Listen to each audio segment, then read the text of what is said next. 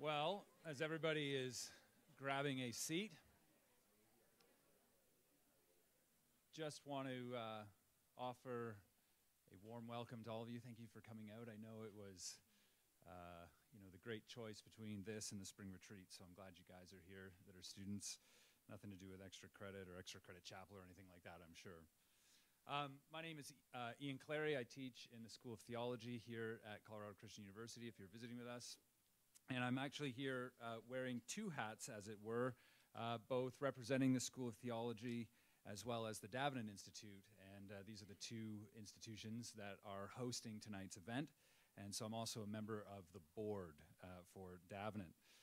So before we start, just a couple of words of thanks that I want to offer right off the bat. I want to thank our omnicompetent administrator in the School of Theology, Carolyn Tenbarge, for so much of the work that she put into this. She's not here, but I want to register my thanks anyway. Also, I want to thank the man back there, Walter Lucas, for setting up the live stream. So if you want to get this recorded afterwards, I can send you the link.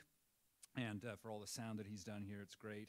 I also want to thank my bosses, Dr. Cotter, Dean of School of Theology in the back, for supporting events like this, as well as President Sweeting, president of CCU, and finally offering my thanks to the steering committee, our Denver Samantha and Caleb Coho for all the work that has been put into this as well. So this is a Davenant Institute event, and for those of you who might be wondering, what is the Davenant Institute? Davenant is a group of scholars kind of transcending both Canadian-American borders and a little bit into Britain, who are concerned about bringing the resources both of the Protestant tradition and the great tradition to bear on evangelical churches today. And so I am thrilled to be a member of the board of Davenant because I think that the work that they are doing is absolutely integral towards deepening our faith, both in terms of our own personal understandings of Christianity as individual believers, as well as the corporate body of the church. And so one of the big things that Davenant is all about is retrieval of the past and the great thinkers of the past, their most important works. So many of us in evangelical churches today have lost sight of what some of the great thinkers have told us. And so we want to bring those resources back, some well-known and some less well-known, towards enriching our faith today. And so there are a number of ways that we do this. You can see there's a book table at the back. So if you're interested, there's some discounted books back there if you'd like to purchase any. In terms of our theme for tonight, it's political philosophy or political theology. So there's some books related to philosophy and politics in the back there, like this new one that just came out, Philosophy and the Christian, I'd highly recommend, as well as some conference proceedings from a national conference we did called For Law and Liberty. So if that's your area of interest, then you should check those out. And one thing that I want to particularly highlight to you, if this is something that you're interested in, this sort of event, but for a longer period of time, and please, for some of my students, don't groan. These are fun things to do, nerdy as it may be. And so we actually have a house in South Carolina called Davenant House, where you can actually come together with a bunch of like-minded, questioning Christians who want to deepen their faith, spend a week together eating, worshiping, and studying God's Word and the tradition. And it's led by a guy named Alistair Roberts. Alistair is a remarkable theologian, PhD from Durham, written a number of books, one of the smartest people I've ever met. And so you could spend a week with Alistair going through and wrestling through the tough questions of the Christian faith. And so if you want information, go to the Davenant website for more. And if you want more information about Davenant, there's a Davenant sign-up sheet. And you can just throw your email on there, and we can get that information to you. So for tonight, we are very thrilled to have Owen Anderson here. Professor Plato will come up in a moment to introduce him. And so the order tonight is pretty simple. It'll be a lecture on the First Amendment. I often get a chuckle out of this, that the two faculty members that are hosting this event are Canadian, and the event's on the First Amendment. But hey, we care about religious liberty too in the North, just so you know. And so we're going to have the lecture on the First Amendment and religious toleration or freedom, and then time for questions and answers. So there'll be this roving mic here that'll make its way around. So if you get a burning question, please keep it to the end when we do the Q&A. So I'm going to now invite Professor Plato, who teaches philosophy here, to come and introduce our speaker tonight.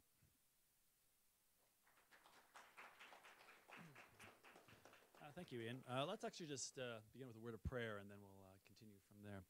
Gracious Heavenly Father, thank you for this opportunity to gather in a place of religious freedom, a place not only of religious freedom, but also of education, that we be able to faithfully and wisely discuss the ideas that are before us.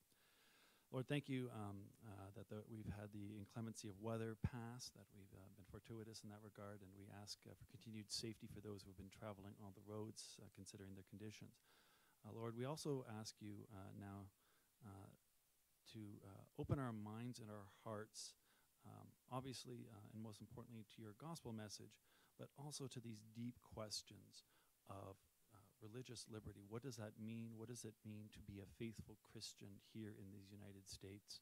And how can we best represent our Christian faith to others thoughtfully, wisely, and well? We ask all these things in Jesus' name. Amen. All right. I'm very delighted to introduce to you tonight Dr. Owen Anderson, a scholar, and I'd like to say very much a friend of mine.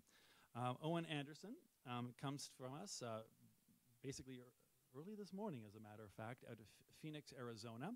He is a professor of philosophy and religious studies at the Arizona State University, which I believe is actually the largest state university in the United States now. I think it's something like 110,000 students that are at that university, so big school. He actually teaches at what's known as New College, which I understand is the prettiest part of ASU. So if you ever end up going there, certainly that's where you want to go.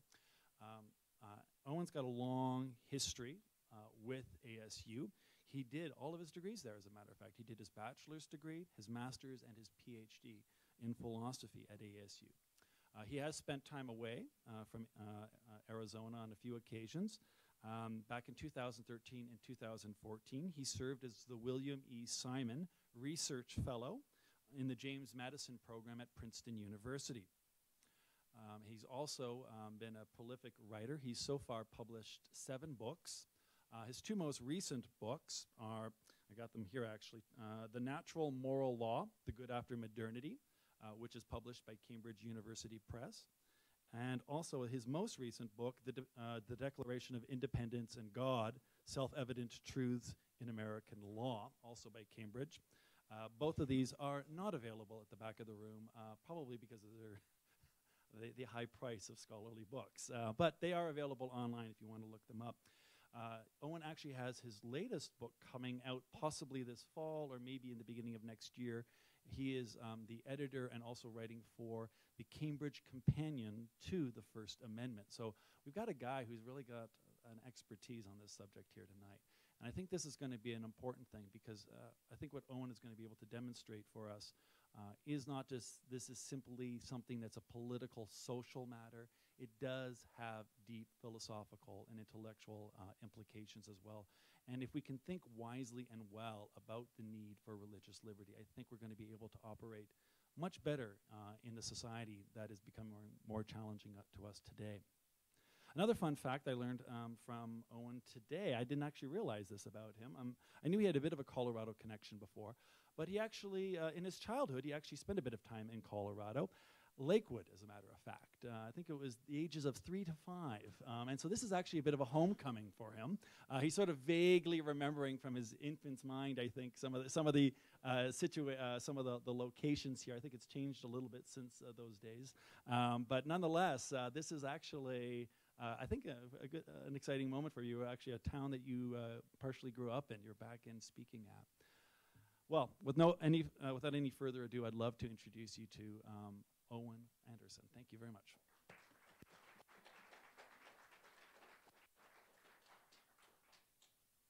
Thanks for being here. All right, how's that? Is that good? You made it out on a Friday night. That's impressive. And I heard some hint about extra credit, but that's not what it's for, is it? You have interest in the First Amendment, or are you interested in a sun devil talking about the First Amendment? This is our mascot at ASU. We're the Sun Devils, and I am unofficially known as the Sun Devil Chair of Natural Theology.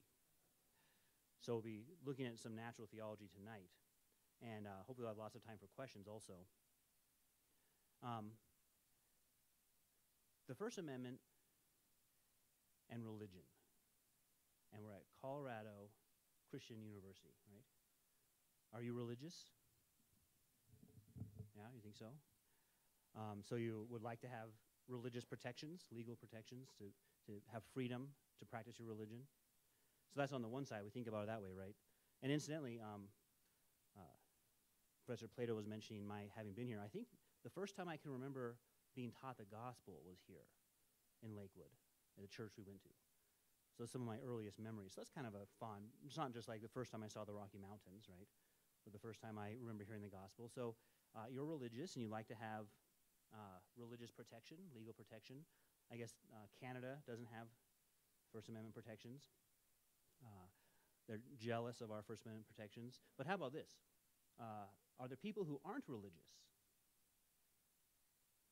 and who therefore don't need First Amendment protections?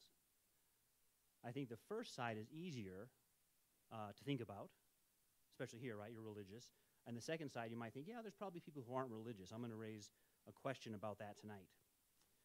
I especially want us to think about this question. Can the government compel us to be religious? Or can the government compel us to accept a specific definition of religion that limits the way we understand religion? You can probably imagine that if someone has the power to define a word like religion, then they'll have the ability to monitor it, right? Regulate it. So if we can define religion in a narrow way that only applies to some people, then we'll be able to more easily regulate it. And we have to ask that question, well, what is religion, and why do we want to be careful to avoid a narrow definition? So among those questions, we'll ask a number of others. For example, how is religion and meaning, or how are religion and meaning connected? And what does it mean to think critically about religion? Is there a tension between religion and reason? Religion and philosophy? So we'll begin looking especially at something called natural religion and the universal pursuit of meaning. Now, there's a sense in which we can say the United States was founded by or on natural religion. The grievances that were used to justify independence rest on claims such as the following, that there are some things that are self-evident about God and human nature, and from these come human rights and the structure of human government. Specifically, the claim is made that it is self-evident that there's a creator and that humans are created. Human equality and rights rest on this claim about creation. Did you notice that in the Declaration of Independence? People often go quickly on past that point to the equal and rights part. But those are founded on the claim that all humans are created. So the exact quote is so well known, it hardly needs repeating, but we can benefit from thinking about its structure. We hold these truths to be self-evident, that all men are created equal and endowed by their Creator with unalienable rights. So we can discern in that statement three parts, which we'll see in natural religion. Epistemology, which is the study of knowledge. Metaphysics, which is the study of what is real. And ethics, which is the study of what ought I to do. So that epistemological claim comes out in this assertion that there are some things that are self-evident, that we can know, right? I can know certain things about God and human nature. And that knowledge claim rests on other claims about what is real. Right? Some things exist. For example, God. God is not a fictional character. And then the ethical claims come out that there are rights. Humans have rights. And that those rights are based in or directed at what a good or flourishing life is. So this is all coming from natural religion. Do you think much about natural religion, or when you think about religion, do you normally think about revealed religion? So we're going to need to look at natural religion and look at some topics like reason and knowledge and meaning and critical thinking. And what we'll do here is look at three overlooked areas where this critical thinking needs to take place. And then I'm going to use a paradigmatic religious freedom trial to illustrate the form that such trials take. How is this volume? Is it okay? All right. We'll look at the paradigmatic trial of Socrates. I'm going to make the case that this is a religious trial. And we're going to look at some passages from Thomas Jefferson to think about what it would mean to be compelled to be religious.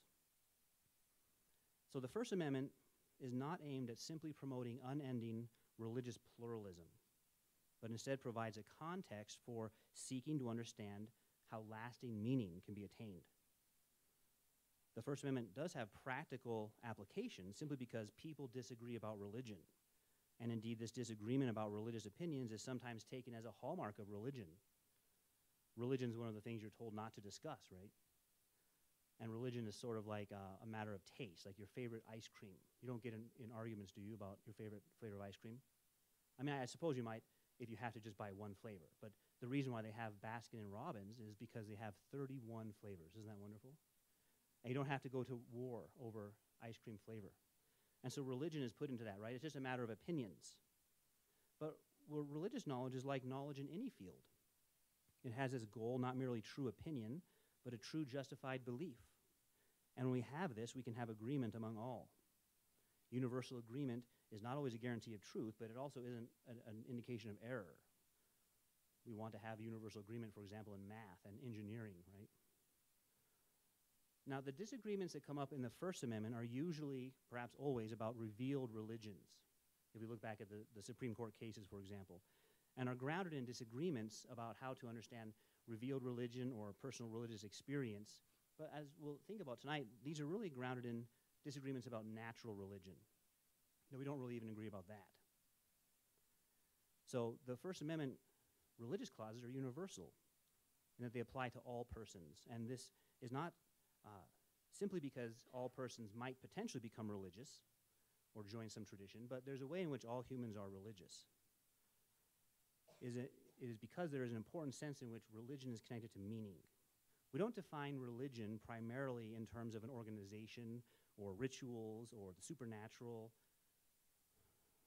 Popular TV show, right? Is that about religion? Or scriptures or belief in God.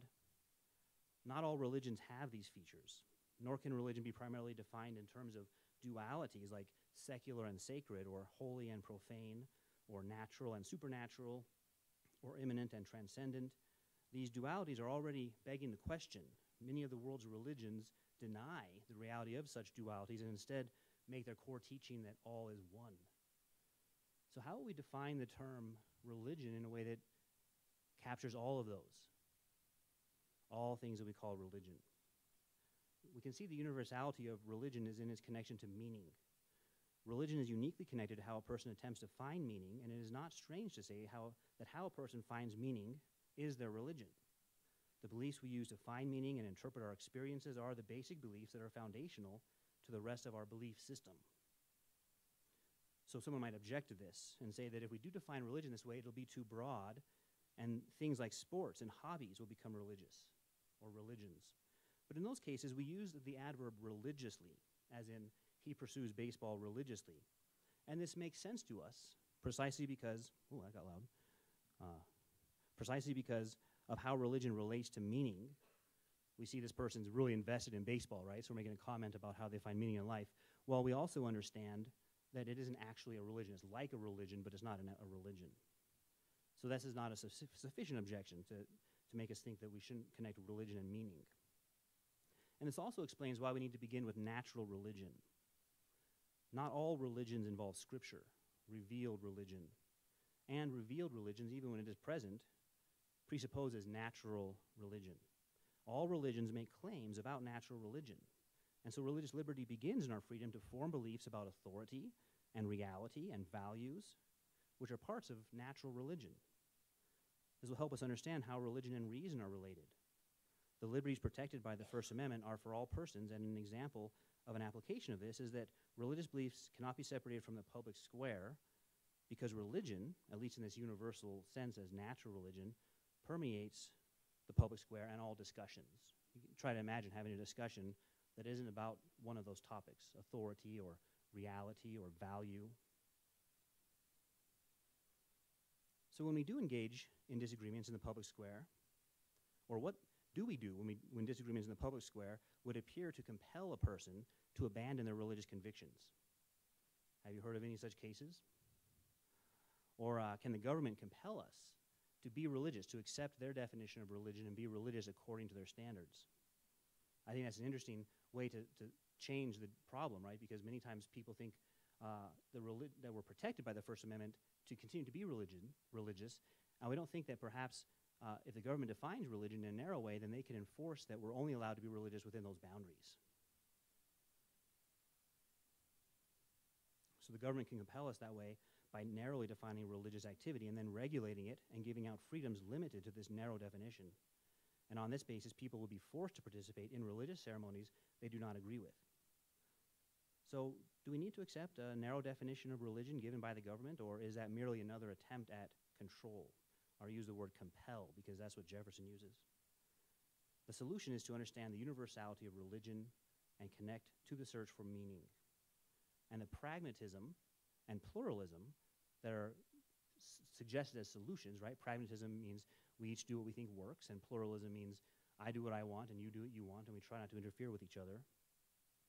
These won't be final solutions, and they weren't ever meant to be final solutions for religious belief. Instead, we're going to have to come to knowledge just like we would in any field.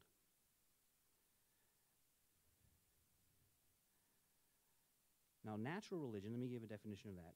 Natural religion, sometimes called natural theology. I'm using the word natural religion, even though it could be confusing. It doesn't mean nature religion. I can see you thinking that the sun devil came up here to tell you to worship nature, worship the sun. No. But it's a broader term, because if you use the term natural theology, we're already importing theology, right? So natural theology has to begin with a question like, is there a God at all? Not just assume there is. And natural religion is the study of general revelation. And general revelation is what all persons at all times can know about God and the good. Philosophical skepticism says that no knowledge is possible. No knowledge about anything, but especially God and the good are not knowable. And fideism agrees to this.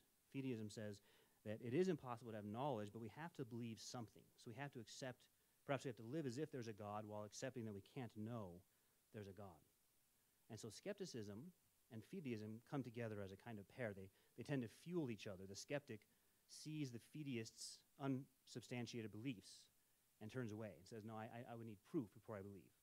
And the fideist sees the skeptic's inability to live consistently and says, I have to believe something. And we don't want to get caught in that false dichotomy. In contrast to both, we can see that knowledge is possible through reason and argument if we learn to think about problems in natural theology presuppositionally, which is to say this, that we need to think about the most basic problems first and then build up to the other problems. Begin with first things, or trace our disagreements back to what is the starting point. And that really is what is done in natural theology. I don't think you'll see that being done when you look at political disagreements, do you? When I see political disagreements happening, they're usually laden with assumptions that aren't stated and aren't given proof. By way of contrast, we need to get back and see, where do we disagree? And that's one of the brilliant points of the Declaration of Independence. States very quickly, very early on, some things are self-evident, and just puts it out there, right? God created humans. And on that basis, we are equal and we have rights. Now, I'm going to look at Thomas Jefferson. And we're going to refer to his Virginia Statute for Religious Freedom. And comment on this will help us define terms like religion and liberty. He says this, well aware that the opinions and beliefs of men depend not on their own will, but follow involuntarily the evidence proposed to their minds, that Almighty God has created the mind free and manifested his supreme will, that free it shall remain by making it altogether insusceptible of restraint, that all attempts to influence it by temporal punishments or burdens or by civil incapacitations tend only to beget habits of hypocrisy and meanness, and are a departure from the plan of the holy author of our religion, who, being Lord both of body and mind, yet chose not to propagate it by coercions on either, as was in his almighty power to do, but to extend it by its influence on reason alone. That's a lot in that paragraph. I just handed you do you have senior papers? This is a good senior paper topic, and you just have to deal with one paragraph. Look what he affirms there, right? So God created us free. There's a natural sense in which we're free. in the area of beliefs. And you can reflect on this yourself and see if it's true. But also a natural sense in which we're not free, or that is involuntary, because you believe things based on what evidence is presented to you, right? And when evidence is presented to you, you might have felt this or heard someone say, I just have to believe this. I don't have any other option. So, for example, it might come up in belief in God this way. Someone might say, I can't believe in God because of all the evil in the world. Or one of my professors said this, God is a great idea. I wish I could believe in God, but I can't believe in God because of all the evil in the world. So that is an example of what Jefferson's saying, right? There was certain evidence presented, and the mind has to follow it. And then that the government, it isn't the government shouldn't try to compel you to be religious, but the government really can't. You saw what he said would happen, right? You'd become hypocrites and mean, have a meanness of spirit. We don't quite use the word that way now, but you get the sense. What would that be? That would be like, what if there was a tax? You have to go to a certain place once a week, or you're taxed, and if you don't do it, you're thrown in prison. You might go for a while, but does that make you believe what they're teaching? You might keep a chair warm or something, but it doesn't actually govern your mind. So you can see in this, Jefferson's defense of freedom is very theological, or we might use the word metaphysical. I use that word the way we use it in philosophy, not the way they use it at bookstores. I don't know if you've been to these places and they'll have the metaphysics section. And you don't find Aristotle in the metaphysics section, do you? You'll find like the best crystals for healing or some such thing. But you see, metaphysics as a study of being, or what is real, you see, Jefferson's defense rests on both claims about the human will and about who God is as our creator. So here in the Virginia Statute, Jefferson affirms this distinction between God, the creator, and humans as a creation, that God is eternal, only God is without beginning, and he created all else. And in this act of creating, God determined human nature. So the very defense of religious freedom rests on beliefs about the nature of the world, what the world is like. And he didn't at any point have to quote from the scriptures, right? He believes these things are defendable from natural religion. All humans can know these things. Now, Jefferson names the effects of attempting to restrain or coerce the will in matters of religion, and he calls these the habits of hypocrisy and meanness. And so here we have a hint at the role religion plays in human life. Not all coercion leads to hypocrisy. On less weighty matters, you might go along with something or even change your opinion. But in the case of religion, coercion creates hypocrisy because religion involves our most basic beliefs, the ones that underlie the rest of our belief system and are really central to how we find meaning in the world. Attempts at coercion in religion are attempts to force a person to act against the very way they find meaning in life. So even if a person goes along with this, it'll only be a kind of outward conformity that is inconsistent with the person's actual beliefs. And this outward conformity will revert to authentic action as soon as pressure is removed. So instead, he suggests this, that God has intended religion to be spread by reason. Is that interesting, this connection? Now, you might hear in this, you might think, oh, this is deism or something. And we can look at that and see if deism is defendable or not. But minimally this, you should be able to show that God exists, show the nature of humans, show what is good for a human. Now, by contrast with coercion, Jefferson is connecting up God's spreading of religion with the influence of reason. And reason here is connected to beliefs. So references that by which we come to understand or believe. Reason here means that by which we think. That term is ambiguous also. And sometimes people mean, by reason, they mean something like naturalism or naturalistic thinking. But in this context, it's more like that very thing by which we understand. Sometimes it's called the light of the mind or the light of nature. So now can you start to see how there would be a connection between religion and reason in this sense? A person's religion is addressed through their understanding, or the way a person finds meaning in life has to do with what they believe about reality and value. So religion and reason are therefore related in the same way that truth and meaning are related. A person says they believe something insofar as they understand it, that it has meaning. I'm hoping that the sounds I'm making are meaningful. You can imagine if we just had sort of the chattering of a chimpanzee for an hour. I guess it might be interesting, right? But it's not a meaningful discussion that you can assign truth value to. So before we know if something's true, we have to know what it means, and that's the case in religion also. If someone asks you to believe something, you have to know what it means first.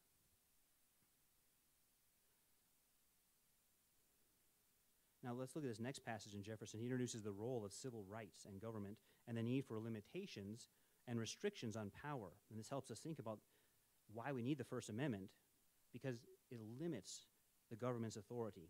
He says that our civil rights have no dependence on our religious opinions any more than on our opinions in physics or geometry, that the opinions of men are not the object of civil government, nor under its jurisdiction, that to suffer the civil magistrate to intrude his powers into the field of opinion and to restrain the profession or propagation of principles on supposition of their ill tendency is a dangerous fallacy which at once destroys all religious liberty, because he, being of course judge of that tendency, will make his opinions the rule of judgment, and approve or condemn the sentiments of others only as they shall square with or differ from his own.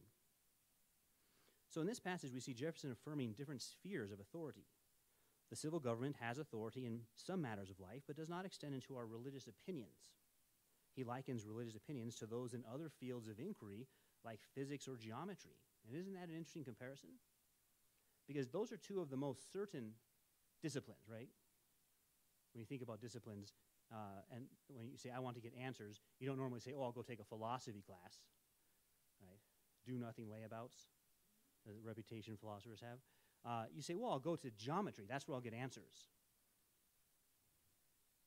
These are two of the most certain fields where we believe knowledge is possible. And this hints that when he's speaking of opinion, he's not here meaning it in the sense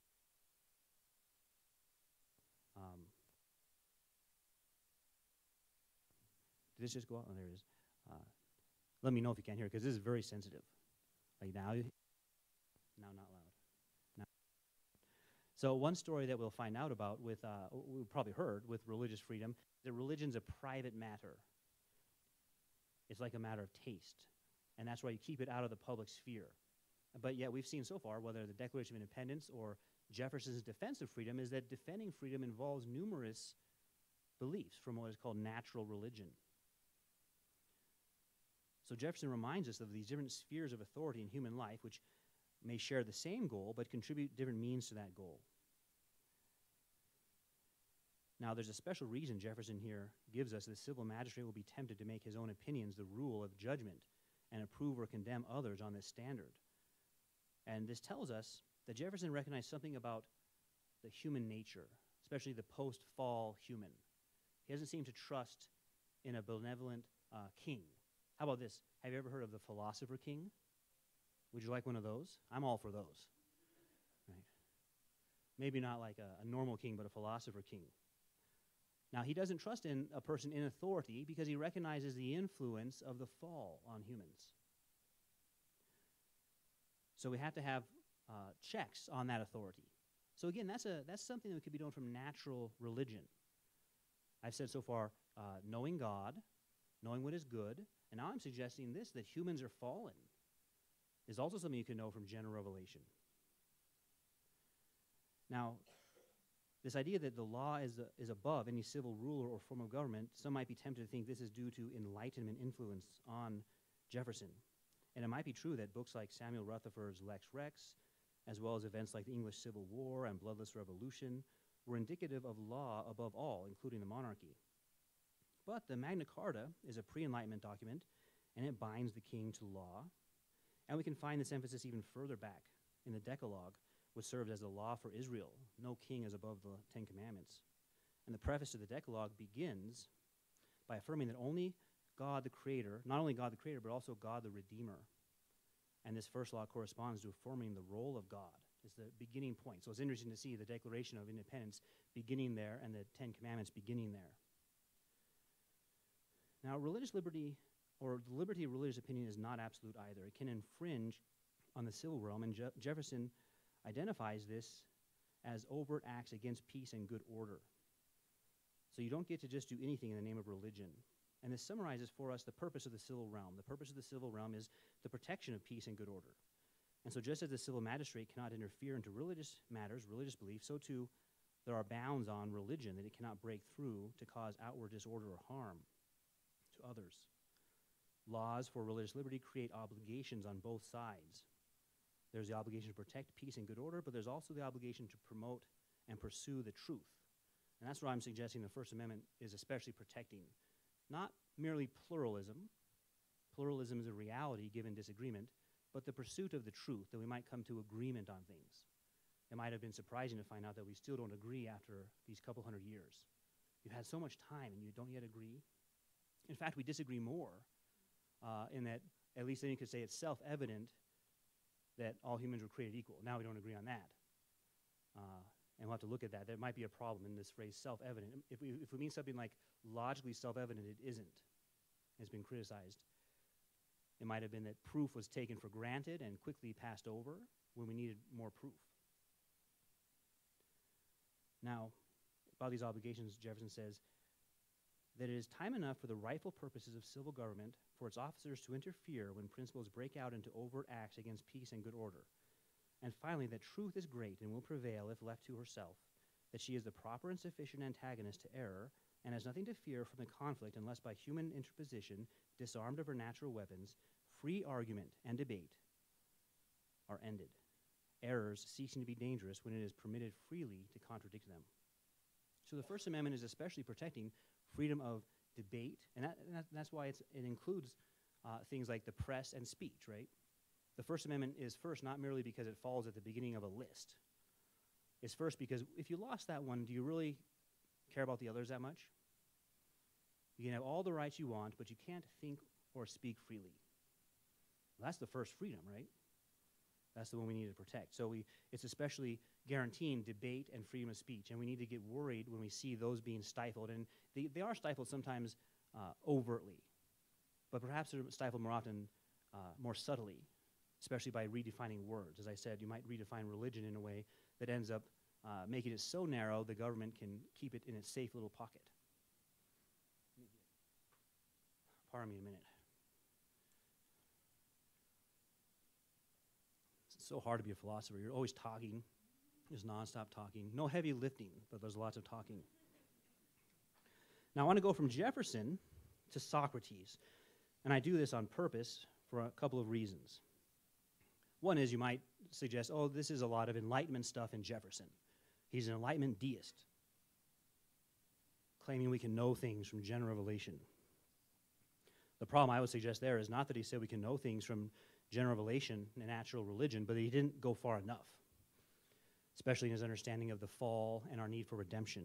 But now I want to look at Socrates, because here we have an ancient philosopher, and we'll see about this trial. We can use him as a paradigmatic example of a religious trial, and to illustrate what we just considered in Jefferson. I don't think they conferred with each other. This trial involves both revealed and natural religion. So Socrates is on trial for both. Socrates is responding to the claim by the oracle that he is the wisest. That's in the category of revealed religion. I'm not suggesting it's true, right? This is an analysis of what Socrates goes through in the trial. I'm not commenting on there really being an oracle at Delphi who dishes out true things. But that's not really what they debated in this trial either. So he has a hard time believing that he's the wisest, and he sees it as a kind of religious duty to find out if that's true or not. After examining those persons considered by society to be wise, and finding that they think they know, but they don't know, he concludes that the oracle spoke about Socrates as a type. He is wisest who, like Socrates, knows when he does not know. Now, when he's asked by the court to stop his questioning, he points out that this would involve breaking his religious duties. His questioning also involves a kind of natural religion in that he is asking those who are considered wise to explain what is it to be wise, what is good. And their inability to do this is a failure in their study of natural religion. It's a kind of culpable ignorance. They claim to know these things, and they should know them, and they don't know them. Now, you can think about the kinds of authority figures in your life or in your society, and you can ask that same question of them. Do they actually know, or do they only claim to know? Are they really wise? And he found that the people most revered don't think that. And then, is it surprising to you that he made enemies with this line of questioning? He's brought up on trial. So Socrates summarizes the charges against him as follows. He says, quote, "What do they say? Something of this sort. That Socrates is a doer of evil, a corrupter of the youth, and he does not believe in the gods of the state and has other new divinities of his own. So here we have state-run government, or state-run religion, and Socrates is in violation of the state-run religion, and he's introducing other religious beliefs. Another time they call him an atheist, so their charges are confused. You can't be an atheist and introduce new divinities. So he responds to these accusations, showing that he is the last who would be accused of corrupting the youth, and he cannot be called an atheist since he is in this difficulty, in this trial, from having been committed to the words of the oracle. By questioning those who are considered wise by society, Socrates finds that while people consider themselves wise, they are not actually wise and cannot give an account of their lives. This is a kind of self-deception. And when Socrates questions them and their lack of wisdom is discovered, they engage in self-justification. This self-justification carries itself to the point of a trial and even the death penalty for Socrates. Spoiler alert, sorry. Although Socrates uses arguments to support his beliefs, he doesn't persuade his opponent. This once again raises a problem that we've already encountered. How can it be that humans have the capacity for reason and yet do not use it? A sound argument does not always persuade those who are making use of reason, nor will it change them from not using reason to using reason. Remember, we just finished with a quote from Jefferson affirming that truth will prevail unless truth is limited in some way. And so here we see Socrates being given an opportunity to debate, and yet they don't agree with him. Now, was Socrates engaged in a fool's errand? I don't think we need to conclude this. We're noted above that reason and argument are not always persuasive, but they are compelling. They'll move a person either to greater understanding or greater misunderstanding. And this is the case with this trial of Socrates. His arguments moved his hearers into greater misunderstanding. And this in itself is a revelation of something worth knowing. This process reveals the fool and the simpleton. The fool is the one who thinks he knows when he does not know. And the simpleton is the one who does not care to know. So he was questioning the fools, persons who said they know and they don't really know. And when that's exposed, their response is anger. The simpleton doesn't have a better response, though. The simpleton doesn't like to be exposed either. Neither appreciates the Socratic method of questioning. So we see what Jefferson said earlier, that reason and argument compel the listener. And that's why in matters of religion, we've been left to those. Here we have Socrates debating both revealed and natural religion. So Socrates is found guilty. His liberty will be taken away either by his agreeing to remain silent or by his death. The opposition asks for the death penalty. And Socrates initially proposes that he should be rewarded for his endeavors, since he has tirelessly sought the betterment of others. He asks for a reward as his punishment. But he agrees this is unlikely and ends up suggesting that he have a penalty, a fine. So, quote, someone will say, "Yes, Socrates, but you cannot hold your tongue. And then you may go into a foreign city, and no one will interfere with you." Or sorry, can you not hold your tongue? You can go into a foreign city, and no one will interfere with you. Now, I have great difficulty making you understand my answer to this. For if I tell you that this would be a disobedience to a divine command, and therefore that I cannot hold my tongue, you will not believe that I am serious. So see there the revealed religion part, right? He believes he's been told to do something by God. And if I say again that the greatest good of man is daily to converse about virtue, and all that concerning which you hear me examining myself and others, and that the life which is unexamined is not worth living, that you are still less likely to believe. And yet what I say is true, although a thing of which it is hard for me to persuade you. So here he makes claims both to revealed religion, the oracle, Delphi, and to natural religion. The unexamined life is not worth living, and he's unable to persuade them. This liberty to dialogue in the pursuit of wisdom is the greatest good. To ask Socrates to stop doing this is to ask him to live something less than a human life. So he invokes a kind of appeal to conscience, and he's endeavored to give arguments to support his conscience, and he's responding to the divine command of the oracle. But he is also doing what falls under the heading of natural religion. Without the oracle Delphi, we could know from general revelation that the unexamined life is not worth living, and we could know that we should have wisdom, not merely claim to have wisdom. So Socrates does not merely appeal to conscience at his trial. He does not seem to take conscience to be an absolute. Indeed, through this process of questioning others, he finds that people often believe they're following their conscience and believe they're wise, when in fact they're mistaken in self-deception. and he's wise enough to recognize this might also be true of himself. So Socratic skepticism should not be confounded with the skepticism that I mentioned earlier, which says that no knowledge is possible. Socrates comes to realize that he is wise in that he knows that he does not know, whereas those he questioned believed they were wise but were not wise. His condition is superior because he knows the truth about himself, but he does not intend to stay in the condition of not knowing wisdom. Nor does he conclude that knowledge is not possible. Instead, he is an example of the life of inquiry and rational dialogue to clarify definitions and give arguments. There are inherent consequences to any human who does not live the examined life. The failure to seek wisdom, the failure to know what is good, results in the accuser uncovering the meaninglessness in one's life. So Socrates phrases it this way: "And I prophesy to you, who are my murderers, that immediately after my death, punishment far heavier than you have inflicted on me will surely await you.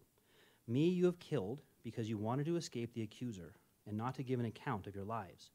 But that will not be as you suppose, far otherwise.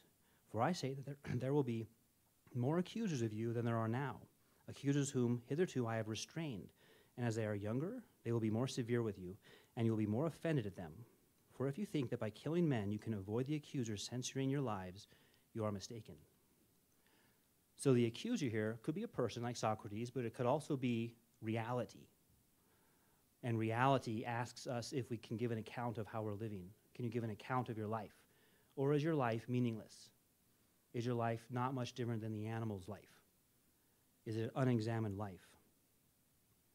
And although they kill Socrates, they won't be able to escape that accuser.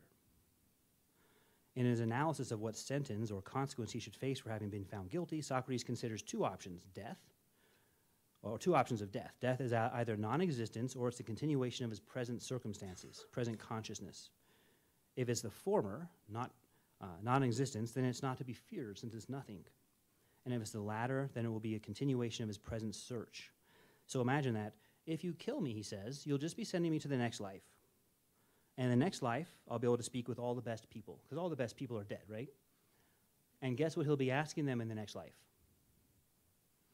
If they know or they only think they know. So you can see the dead watching this and saying, no, keep him, right? Because if you kill him and send him there, they can't re-kill him and send him back. They're stuck with him. But then he can ask Menelaus if he's really wise or only thinks he's wise. Would you like to do that? And Ajax and find out about Hector and the others? Did they really know or did they only think they know? So they can't stop Socrates on that mission of coming to have knowledge. So we've been using this trial of Socrates as an example of a religious trial. And incidentally, I should add this. Sorry. He's also in the city of Athens, which is the city for the goddess of wisdom. And so of all the cities that would supposedly have wisdom, if Athens doesn't, where is he supposed to go? Will some other city, some barbarian city, be pursuing wisdom? And Athens really should change its name then, right? If it's not able to give an account of how it's living. But here, that's what's happened with the trial of Socrates. He's exposed this. Now, you might want the trial to have gone a different way, but would you really have wanted it to? Or did this expose something important that needed to be shown?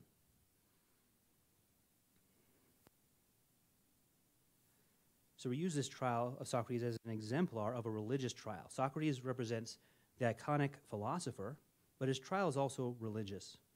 Athens does not permit religious liberty, although it is a polytheistic center, and as such could exemplify the kind of pagan pluralism that some hold in regard, right? As the value of ours today is pluralism, and sometimes the pagan city-states are upheld as exemplars. Look, that you could worship any deity.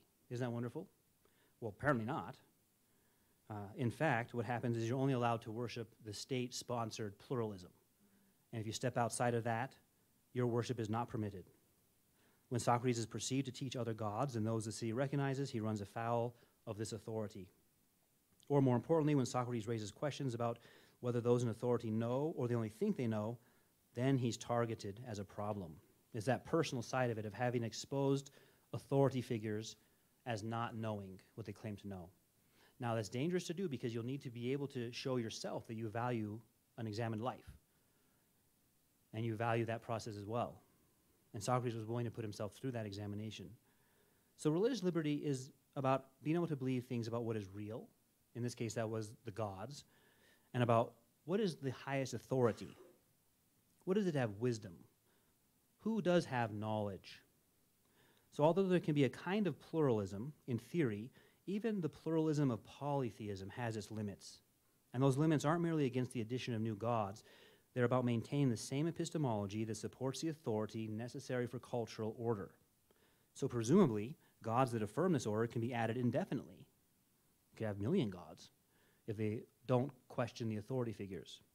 However, when Socrates begins to question if those in authority are actually wise, that's when the order is threatened. So pluralism is never an end in itself. It's at best a means recognizing the reality of religious opinions while we work on coming to have knowledge together.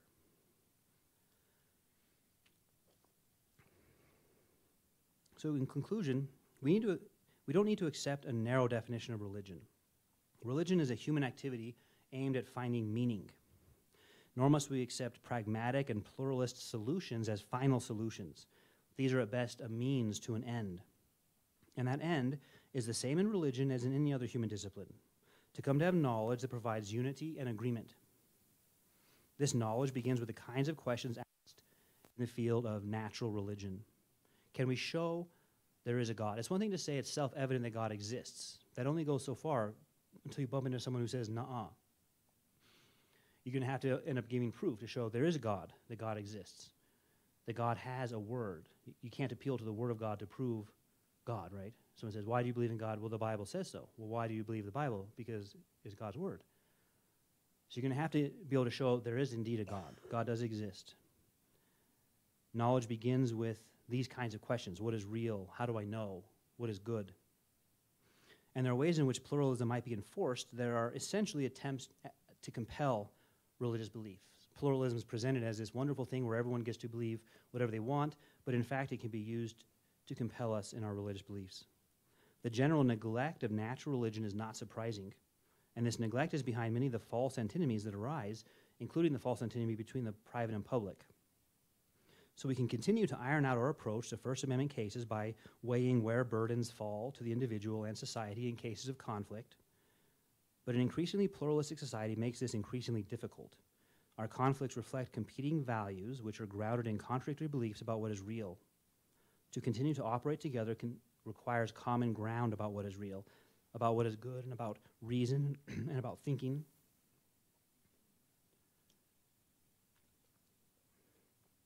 So as we saw in our consideration of Jefferson, it is not possible to coerce agreement. This, combined with philosophical skepticism about basic beliefs, the skepticism that says we cannot know, leads to a kind of pluralism that is understood to be inevitable. This view says that knowledge is not possible and will never agree. And this is not the only way to interpret pluralism. The current reality of pluralism can be agreed upon without the specious conclusion of philosophical skepticism. Knowledge of basic things is possible through the diligent use of reason and seeking to know. The current reality of pluralism can be explained in one of two ways. It could be explained either as a result of people seeking to know, but knowledge is really difficult and hard to come by, or it could be explained as people not seeking to know while knowledge is readily available. It's clear. And I'd suggest that last one seems to be the case. That the creation, eternal power and divine nature of God are clearly revealed in the things that are made, right? Chapter 1 of Romans. And then chapter 3 of Romans, Paul defines sin as not seeking. None seek. Doesn't say some people don't seek or philosophers seek but no one else. None seek. None understand and none do what is right. So it's both true that it's clear to reason and people don't know because they're not seeking God. It's clear that God exists. And especially those who believe in God should be the first to be able to show this, right? When they're asked to give an account of their life. So the reality that it's clear that God exists can be true, and it can also be true that legal and political coercion in this matter is not useful, profitable, or even possible. Because you might conclude, look, if it's clear God exists, then we should pass a law about that. And that's not how it works. We should be able to give an argument about that. Show it's clear to reason from the things that are made. It need not be enforced by law, can't be enforced by law, although the law can affirm and presuppose important truths of natural religion. as I've tried to illustrate with the Declaration of Independence and what Jefferson said about the freedom of religion. So there is a kind of coercion that naturally occurs, and it's unavoidable. And that's one of the things we saw in the trial of Socrates. This is a coercion that arises from the need for meaning. The loss of meaning and the attending boredom and guilt that accompany a meaningless life is unbearable. It pushes us either to the use of reason to find meaning or into excess to cover up our loss of meaning and distract us from its consequences. This latter is self-destructive and is a kind of death, and I think it's what Socrates was warning about that would happen to them. So they were compelled by reason, but compelling does not always mean they're persuaded to your side. They're compelled by reason in the sense they have to turn their minds off even more, and there are consequences for turning our minds off. So by way of contrast, this highlights all the more the life of reason as a light of humanity. Think about what it says in John 1:4 about the Logos. The reality of this death that occurs raises for us the question of redemption and highlights for us the need for the diligent study of natural religion. You see what we've done here then is we've responded to the claim that perhaps Jefferson's a deist, and that only gets you so far by showing that the very fact that it's clear God exists and that we haven't seen God indicates our need for redemption. We should have known God. We have culpable ignorance. And so we're in a condition where we should be looking for how that redemption is achievable. So this needs to be understood as the final end or the goal of freedom of religion. If it has been our common state to neglect what is clear about God from natural religion, then we can and should acknowledge this and turn from it in seeking to know God from the things that He's made. Now we have some time for questions, where you'll get to ask me if I know or I only think I know, if I can give an account of how I've been living. How do you want to handle it? Do you have a microphone? Yeah.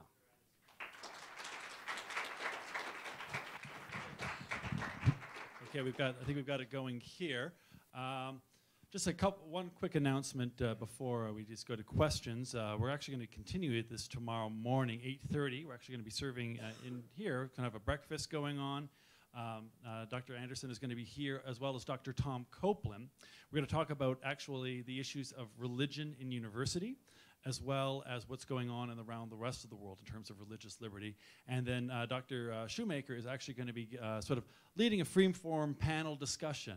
So there'll be lots of food, and there'll be a good opportunity for real engagement. So we've got some questions now that I want us to sort of think about or help sort of stimulate some thought right now. And I actually just want to start with one right at the moment, actually a pretty simple one. What do you see as the greatest threat to religious liberty right now in the United States? I think that's what I was trying to address about pluralism and defining religion in a narrow way. So that if religion is defined in a narrow way as something you do, say, on Sunday morning, and certain rituals you do there, then the rest of life isn't religious. It's a private life. It's on your private time. Normally you have Saturday and Sunday off to do religion in your private time. And when you come to work, you don't do religion.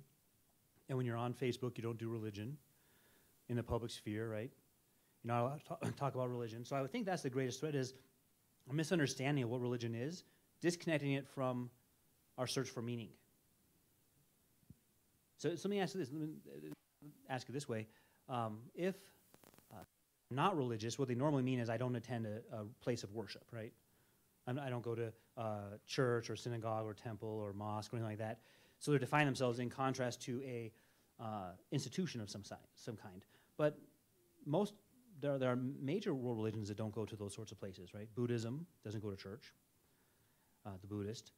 So we don't want to define religion in a way that's especially connected up with, let's say, monotheistic religions only. One of the main classes I teach is world religions. So this is a threat as well. What is religion? So let's say someone says, I'm not religious, I don't go to any places and worship an invisible person in the sky. Well, what do? Do you have beliefs about the world that give your life meaning? I would guess so if they're adults, right? They may not have thought very hard about them. They might not be very coherent beliefs, but you can kind of use a Socratic dialogue process to get out some of those beliefs. They might, if they're identifying, let's say, as an atheist, they might say, I just think the material universe is all there is. We can explain everything just through matter. It's always been there. Some such belief. So that belief plays a role for them the belief in God plays for the theist, right? And so this is a second but related challenge to religion, is that somehow that materialist belief is neutral and the religious belief is not neutral. But they do the same thing, right? They're actually logically paired. One says A and one says not A. And so as soon as you say belief in God is not neutral, that's partisan, but belief in just matter is neutral, well, now we've got a problem about religious belief, right? We say, oh yeah, religious belief, that's that thing where you're always partisan. I'm neutral, I just believe in matter. Well, that's not how it works at all, right? Both of those are equally not neutral. They both say some things are true and some things are false. Other questions? Yep.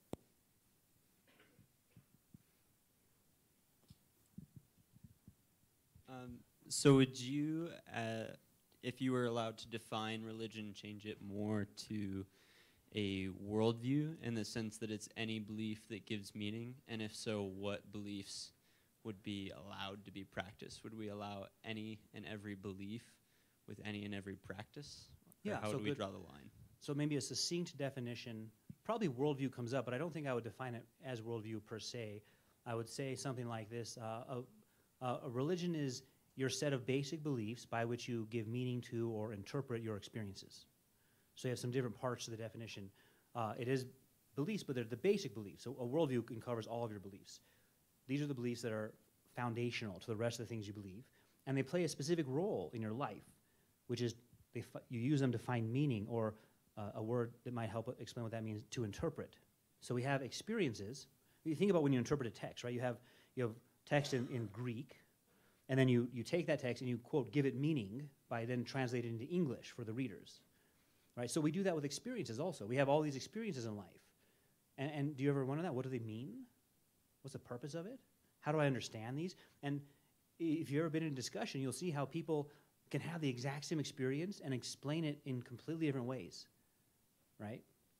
And that's really when we start to get into religion especially, right? You have this exact same experience of the created order, and one person says, oh, it looks like blind chance plus time, right? And someone else says, looks like design, intelligent design to me. Exact same thing, interpreted differently. So religion is, I would define it that way, set of the basic beliefs we use to interpret our experiences. Now, does that, I did suggest in the presentation that it doesn't open the door to just anything. There is a purpose of the state to protect good order and peace. So this comes up in trial sometimes. Let's say today I invent the religion of no more taxes for Anderson. I made it specific because if I just said no more taxes, you join right away, right? So no, you don't get to join. It's just for me. It's a new religion from the Oracle at Tempe, and it says no taxes for me. And people have tried this sort of thing, right, in cases. They have to go up. And so the Supreme Court has definitions of religion. One of the definition I'm giving is similar to one of the definitions they gave. What happened in that case was a conscientious objector to Vietnam, but he was an atheist. And so he wasn't going to be allowed to be a conscientious objector. And so he went to trial, made it all the way to the Supreme Court, and he made the case that secular humanism plays a role in his life that religion, let's say belief in God, plays for the Quaker, who's given conscientious objection status, right? That they're both equally playing that same role in their life, and that he had objections toward just like, the Quaker does. And so this was sort of the definition settled on. So I don't think it would just open the door to anything. You'd have to somehow show this religion I made up. You'd have to show what are the beliefs underlying this Anderson taxation religion. Anderson's God or something that easily proven false.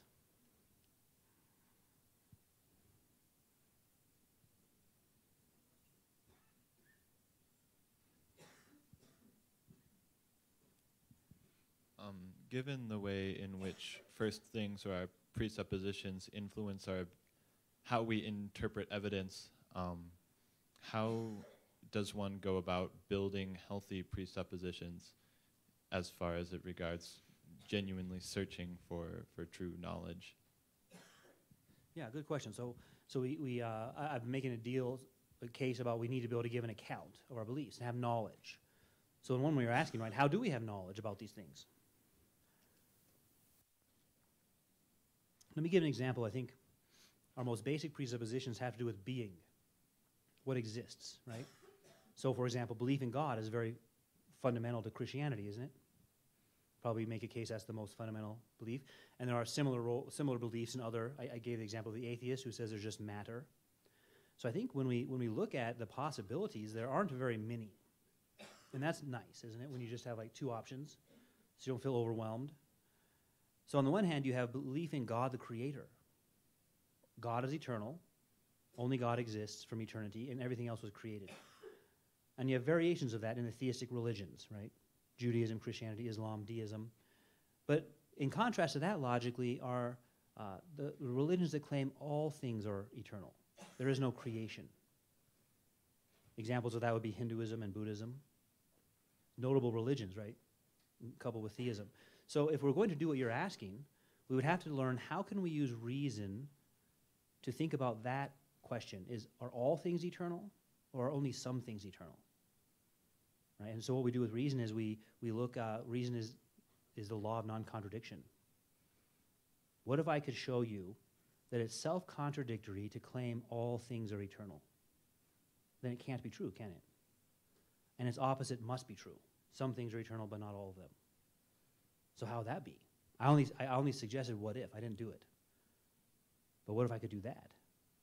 The opposite of God exists can't be true. Is that powerful proof? Do you know where I'm getting that style of proof, by the way?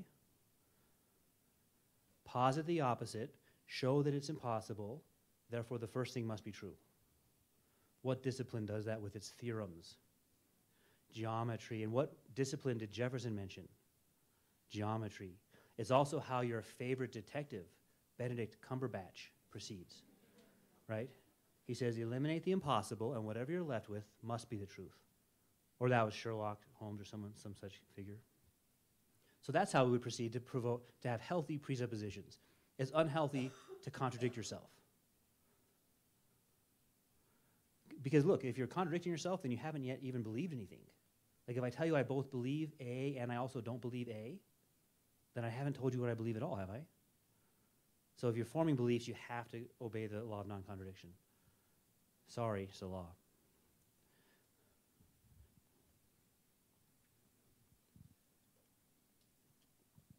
Sort of related to the last two questions, do you think that whether a belief or practice should be covered under religious liberty should be, maybe not under our Constitution, but in an ideal state, related to how coherent, logical, and grounded in, natural theology it is?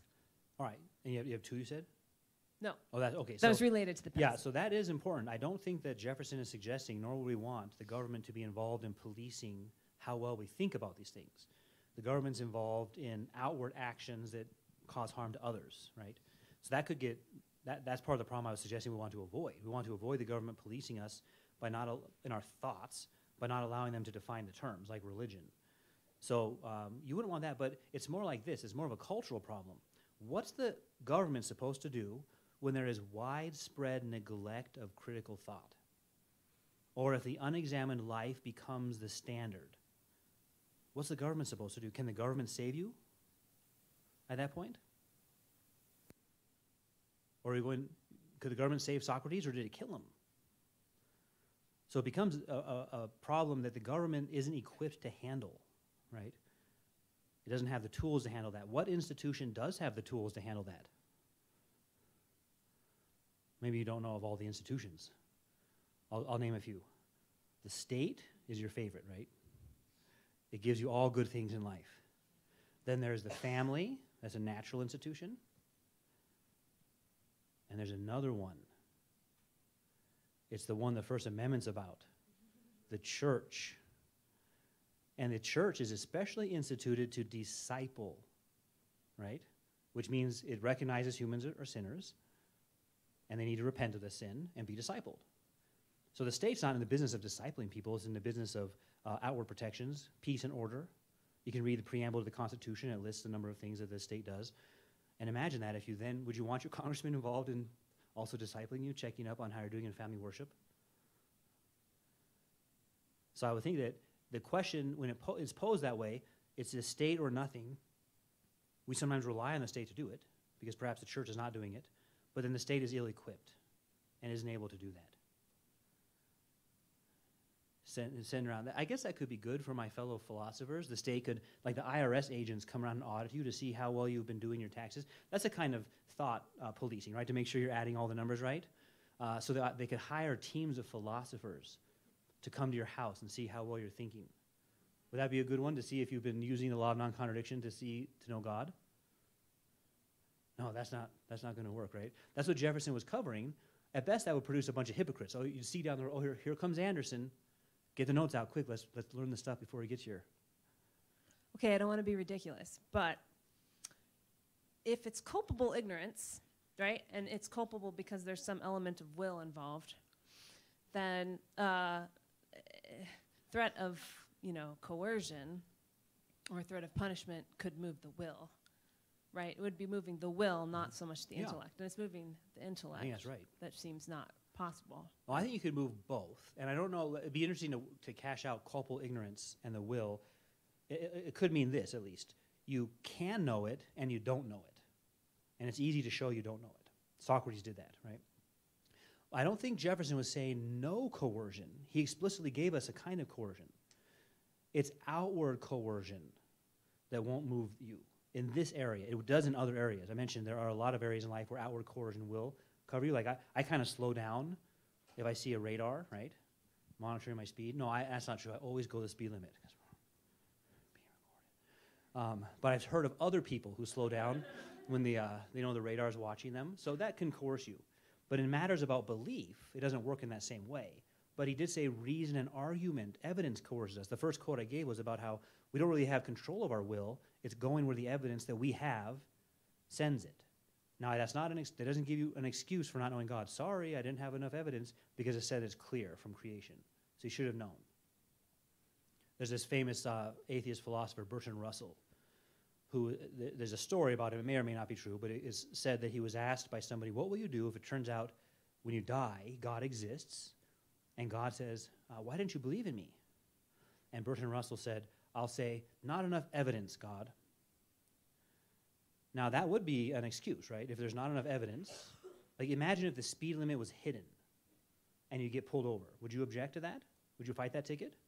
Yeah, there's no evidence I was going over the speed limit. But this gets to your question as well. Let me tell you what Bertrand Russell said. Bertrand Russell said that only the material universe exists, and it will eventually burn out. Now, if the universe has existed from eternity, and it's going to burn out, would it already have burned out? Yeah. We could look around. Has the universe burned out? No. Therefore, it hasn't existed from eternity, just on his own premises, right? So you don't get away with saying not of evidence. The evidence is in the very thing you wrote about, Professor Russell. That's pretty bad, right? That's what it means to say, none seek, none understand, and none do what is right. And it gets gross like that, to the point where they'll respond viciously when you point that unbelief out. We'll take one more question. Is it back here? In context of what you've said about natural revelation, circular reasoning, and reason in general, as Christians who are engaged in the public sphere or want to be involved in government or even schooling, things like that, is there a difference, or how should we understand authority when the standard is somewhat like the Wesleyan quadrilateral of scripture, tradition, reason, and experience, with the issue of circular reasoning? If you state those, like, should we present it in a different way? Should we present it with explanation, or what? How do you order? Yeah, so authority in life, is what you're asking. And not all authority needs to go back to ultimate premises. So, for example, I was talking about getting pulled over for a speeding ticket. And it wouldn't be a smart idea to begin to ask the policeman if he knows or only thinks he knows. And say, well, you don't know, so therefore you can't give me a ticket, right? Not a relevant example. But when you mention those four, I'm using reason a little bit differently, I think, than it's used in that context. I'm using reason to mean that by which we understand. So it's not merely one other source of knowledge among others, but it's that which illumines the mind. Reason is the laws of thought. So, for example, we make distinctions between A and non-A, the law of non-contradiction or the law of identity. And so we do that in tradition. When you read tradition and think about tradition, you're using reason. Or if we're reading scripture, we're making distinctions between God and not God. Personal experience, right? I'm using reason. So I'm using reason, that term, a little bit differently. And that's one of the things that can happen. Just like when the word religion is misdefined, when we define reason, especially reason when it comes to mean something like empirical fact-finding or naturalism, and then it gets lumped in with science of a certain kind, and then it becomes the domain of atheism. So you end up going down this road, and then you think reason is suspicious. And so I'm trying to retrieve that term reason and say, no, reason is something a little bit broader than that. It's that by which we understand. So ultimately, we should be able to show the highest authority is connected up with reason, with the ability to give an account. It's in the word, the trial of Socrates is called the apology, or the apologia.